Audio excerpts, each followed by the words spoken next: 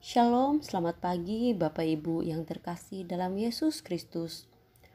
Puji dan syukur kita panjatkan kehadirat Tuhan yang Maha Kuasa.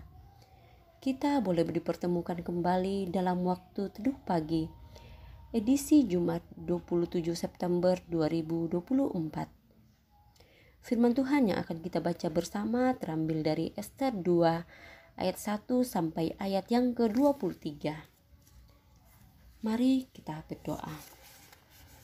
Tuhan Allah Bapa yang berada dalam kerajaan surga, kembali kami mengucap syukur karena begitu besar kasih dan penyertaan Tuhan yang telah menuntun menyertai kami dari sepanjang malam lamanya.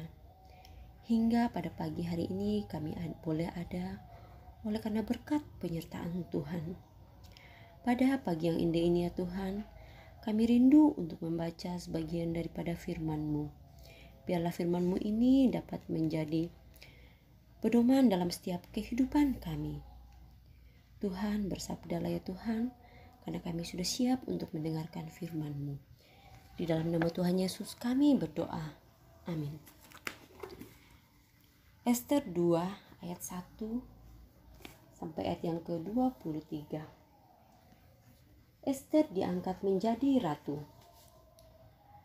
Sesudah peristiwa-peristiwa itu, ketika murka Raja Ahasweros telah surut, Baginda teringat kepada Wasti dan yang dilakukan, serta apa yang diputuskan atasnya. Berkatalah para pelayan pribadi Raja yang bertugas untuk Baginda, hendaklah orang mencari gadis-gadis, anak-anak dara yang elok rupanya bagi Raja.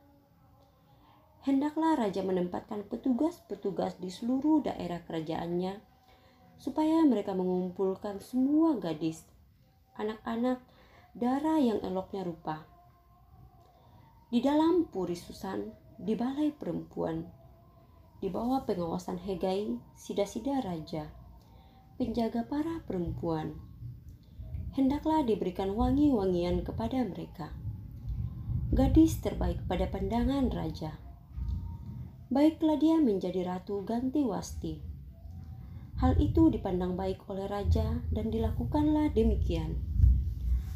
Pada waktu itu di Puri Susan ada seorang Yahudi bernama Mordekai bin Yair bin Simei bin Kis, seorang Benyamin. Ia dulu diangkat dari Yerusalem sebagai salah seorang buangan bersama Yehonya, Raja Yehuda, yang diangkut ke pembuangan oleh Nebukadnezar, Raja Babel. Mordekai itu pengasuh Hadasa, yakni Ester, anak pamannya, sebab anak itu tidak beraya ibu lagi. Gadis itu elok perawakannya dan cantik parasnya. Ketika ayah ibunya meninggal, Mordekai mengangkatnya sebagai anak.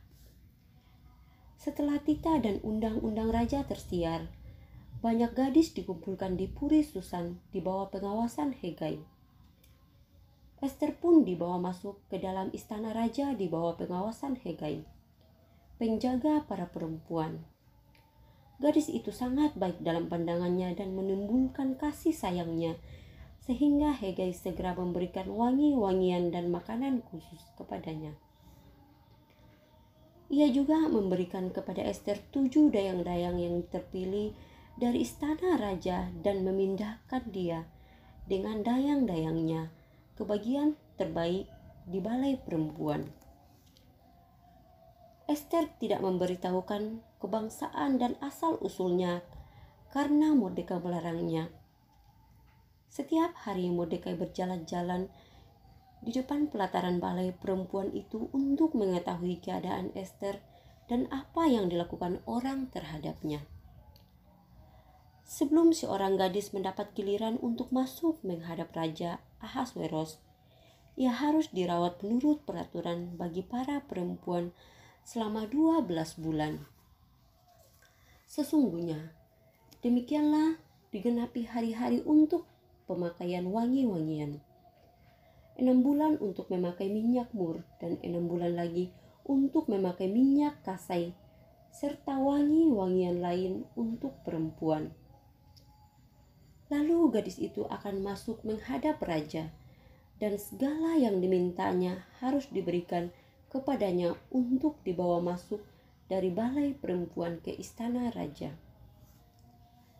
Pada waktu petang ia masuk dan pada waktu pagi ia kembali ke balai perempuan yang kedua di bawah pengawasan Saasgas, sida-sida raja, penjaga para selir. Ia tidak boleh lagi masuk menghadap raja, kecuali jika raja berkenan kepadanya dan ia dipanggil dengan namanya. Ketika Ester, anak Abihail, paman Mordekai yang mengangkat Ester sebagai anak, mendapat giliran untuk masuk menghadap raja, ia tidak meminta apapun selain dari yang dianjurkan oleh Hegai, sida-sida raja penjaga para perempuan. Ester menimbulkan rasa sayang pada setiap orang yang melihat dia. Demikianlah Ester dibawa masuk menghadap Raja Ahasweros ke istananya pada bulan Tebet, bulan ke-10 pada tahun ke-7 pemerintahannya. Ester dicintai oleh raja lebih daripada semua perempuan lain. Ia mendapat kasih sayang raja lebih daripada semua anak darah lain, sehingga raja mengenakan mahkota kerajaan ke atas kepalanya dan mengangkat dia menjadi ratu ganti Wasti. Kemudian raja mengadakan perjamuan besar bagi semua pembesar dan pegawainya. Suatu perjamuan karena Ester. Baginda menitahkan pembebasan pajak bagi daerah-daerah serta mengaruniakan anugerah sebagaimana layaknya bagi raja. Ketika anak-anak darah kumpul untuk kedua kalinya, Mordekai duduk di pintu gerbang istana raja. Adapun Ester tidak memberitahukan asal-usul dan kebangsaannya seperti diperintahkan kepadanya oleh Mordekai. Ester tetap berbuat menurut perkataan Mordekai seperti pada waktu ia masih dalam asuhannya. Pada waktu itu, ketika Mordekai duduk di pintu gerbang istana raja, Bigtan dan Teres, dua orang sida-sida raja dari kelompok penjaga pintu, merasa sakit hati lalu berupaya untuk membunuh Raja Ahasweros. Tetapi hal itu diketahui oleh Mordekai dan ia memberitahukannya kepada Ratu Ester. Ester lalu menyampaikannya kepada raja atas nama Mordekai. Hal itu diselidiki dan ternyata benar.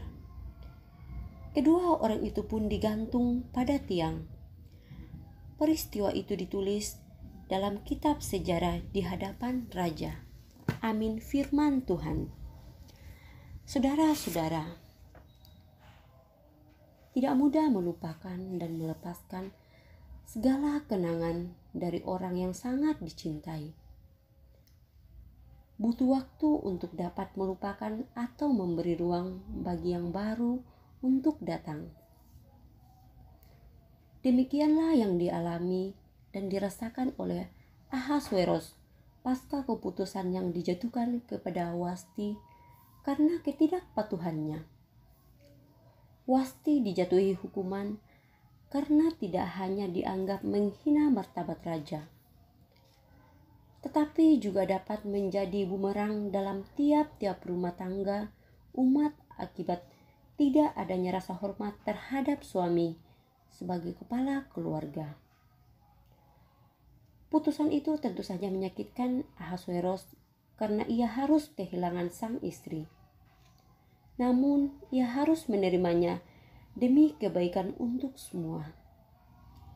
Masa-masa gunda yang dialami oleh raja ternyata menarik simpati orang-orang yang ada di sekitarnya.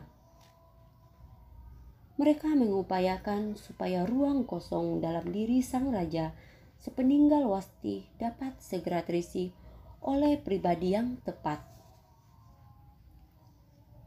Proses untuk mengumpulkan dan menyelesaikan perempuan-perempuan yang terbaik pun berlangsung, termasuk Hadasa atau Ester keponakan Mordekai.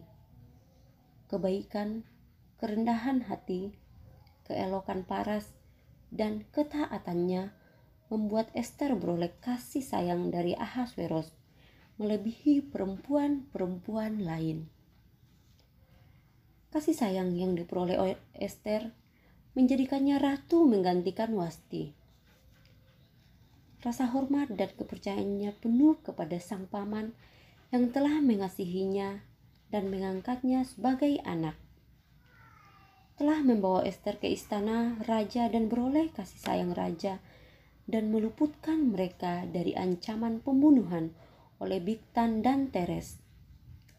Sungguh kasih sayang hal penting dalam membangun kehidupan.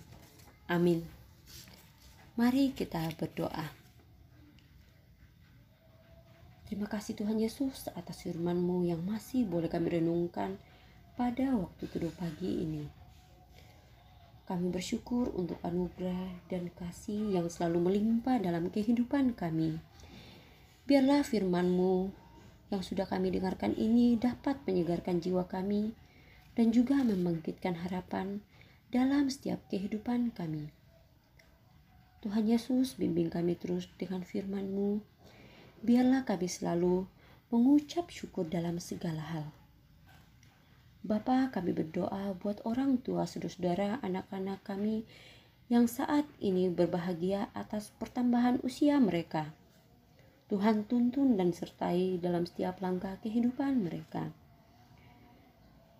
Tuhan, kami juga berdoa buat orang tua, saudara-saudara, anak-anak kami yang saat ini dalam kelemahan tubuh, yang tidak kami sebutkan namanya satu persatu. Tuhan berkati segala usaha mereka untuk mendapatkan kesembuhan.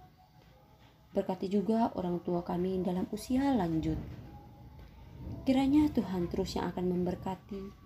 Semoga mereka tetap sehat.